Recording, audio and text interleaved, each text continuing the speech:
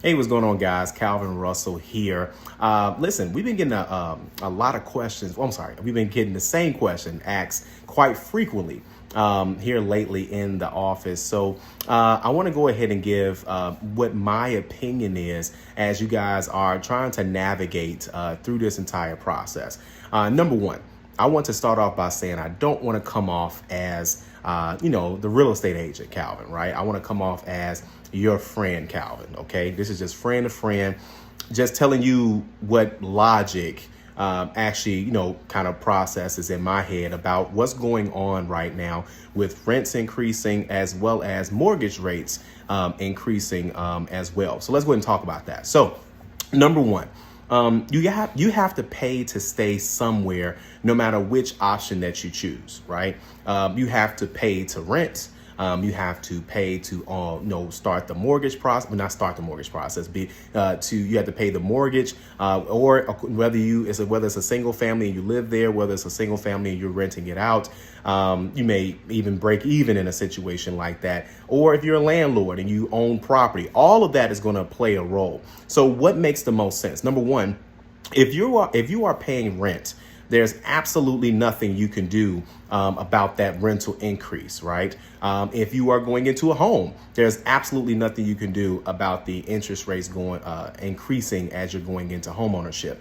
So what can you do? Number one, when you are renting, then you can't make that decision.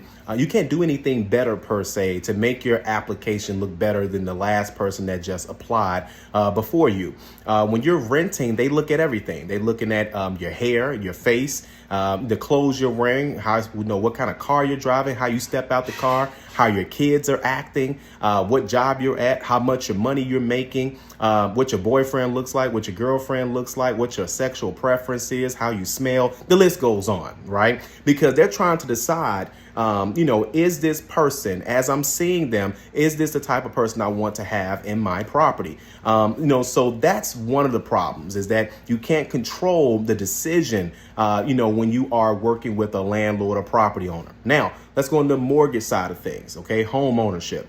When you are going into home ownership, the seller usually cares about one thing. Can you purchase this house? They don't care if most sellers of course, it's illegal to discriminate, but in some neighborhoods, I'm gonna just be honest, black people never have a problem with other races moving in. It's always the other way around, but that's another video for another time. But either way, I'm saying that to say most sellers don't care about a lot of things about you. They just want to know, can you purchase this property? Can you close on time, right? Because at that point, they're just looking at the pre-approval. Okay. So now knowing that rents are going up and mortgage rates are going up, does it make the most sense to buy a home right now? And my answer is, well, that depends on your living situation. Here's the deal. There's no crystal ball to tell what is going to happen next. We have no idea what's going to happen next. We don't know what's going to take place. We don't know how long things are going to be a certain way. We just don't know, right? But here's what we do know. Interest rates go up and interest rates go down. Whether you are an 850 credit score, you're going to pretty much get the same interest rate as a 620 that is starting the mortgage process. For those who don't know that, this is not, when you're actually getting a mortgage, it's not like buying a car where you could be a 620, 720, and 820, and you can have three different interest rates. Usually the interest rate is about the same if you're FHA, between 620 to 850. So I'm saying that to say even the person with the absolute best credit is getting about the same interest rate as you. Here's a difference though. Eventually, those interest rates will go down. Okay. We saw some of the lowest interest rates we've ever seen in the last 24 months. And then as of the last 2 months, we've seen some of the highest interest rates we've seen in quite some time. It's just insane how that ends up happening. I'm saying that to say that the interest rates at some point will go down. But who's to say that? Do you honestly think your landlord is going to come knocking at your door and say, hey, since inflation's over, your rent's going down? That won't happen. It just won't happen. But the difference is that with the real estate market, you can go into a home, and then when the interest rates drop, you then can take advantage of those interest rates. Interest rates drop all the time.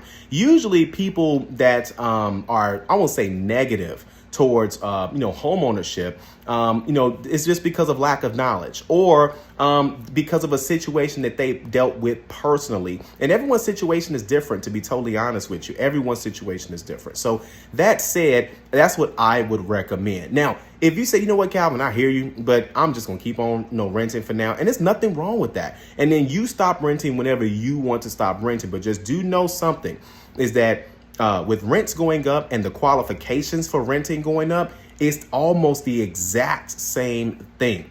When you are renting an apartment, most of the time they want first month's rent, last month's rent, or they want first month's rent and a move-in fee, right? They want a certain type of credit score. So you're already $2,000-$3,000 in, and you got at least somewhat of a decent credit score. With a few more $1,000, and in some cases, you can get away with $5,000, $6,000 going into homeownership, depending on which area you're looking in, depending on which if there's any home buying grants or first-time home buyer programs you qualify for. I'm saying that to say they're this close. And it's just a matter of which route do you want to go. I never forget one of the clients I helped about 2 years ago. I met her at a networking event, and she essentially was looking to talk to real estate agents to help her get into an apartment. She had got recently denied. She was trying to get an apartment near Hyde Park. And, in that area, the qualifications are a little bit different. And they essentially said, hey, we only want 680 credit scores, this type of income, blah, blah, blah, the list. And she met most of the qualifications, but they denied her application. And she says, well, I want a nice apartment. How can I get that nice apartment? I was like, well, let me take a look at your situation. I said, well, we can keep looking to try to get a nice apartment, or you can buy your own property. And she says, there's no way that I can get denied for an apartment and then get approved for a mortgage. See, the difference is that landlords, property owners, tenants, stuff like that. I mean, all these people, they make all of the rules. They make it because it's their building. They say, what type of person do I want to have in this property? Thanks, Sean. Appreciate you, man.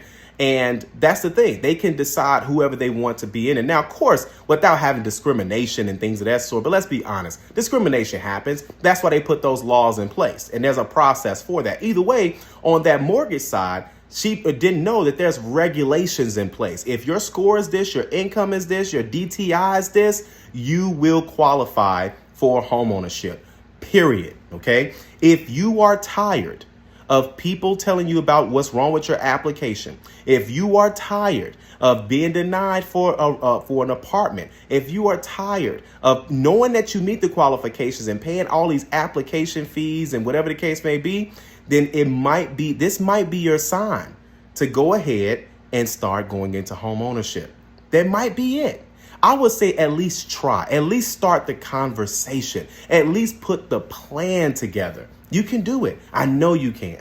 And if you're not sure, my team and I can help you. OK, just so you guys know, we help clients up north, out west suburbs. We know all the way to Aurora, south suburbs, no matter where you're trying to be, Plainfield, Monee, Crete, and of course, going all the way back over east. We are in Inglewood. We're in Oak Park. We're in Oak Lawn. We're on the west side. We're on Menard and Fulton. We are wherever you want to be, because that's where you want to be. OK, so either way, we will make this happen for you guys. And again, that's just my take on things. Put yourself in a position where things are going to change in a good position for you. If you are tired of things, stop blaming everything else. Sometimes it might be just a decision that you're making upon yourself, and the information is out there. All right. There's over 550 videos on YouTube alone of free information that I constantly give out